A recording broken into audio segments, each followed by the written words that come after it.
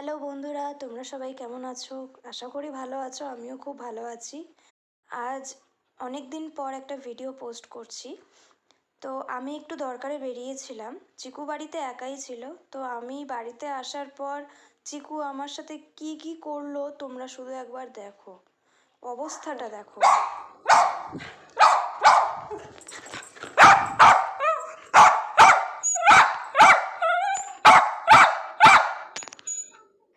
ঠিক এইভাবেই ও আমার উপরে চিৎকার করে আমি কোথা থেকে এলে।